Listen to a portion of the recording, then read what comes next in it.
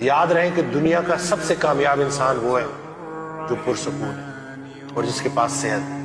اور آپ دیکھ لیں بد پریزیوں کی وجہ سے، گلے شکووں کی وجہ سے ہماری جسمانی روحانی صحت خراب ہوتی جا رہی ہے، سکون ہمارے پاس نہیں ہے، بے حسی ہم میں بڑھتی جا رہی ہے۔ بے حس ہونا روحانی دنیا کی سب سے خطرناک بیماری ہے، اور جب ہم بے جان چیزوں سے محبت کریں گے، گاڑیوں سے، پیسوں سے، ان سے، تو ہمارے اندر بے حسی آئے گی۔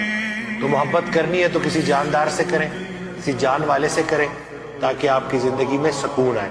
انسان نے جب بھی اللہ کے راستے کا دعویٰ کر اللہ کی راہ میں نکلا تو پہنچا کسی انسان تک ہی۔ تو یہ اللہ کا دیا ہوا بہت بڑا تحفہ ہے۔ ارد گرد کے لوگ، میاں بیوی بچے، یہ آزمائش بھی بن سکتے ہیں اور یہ اللہ کی بہت بڑی نعمت بھی بن سکتے ہیں۔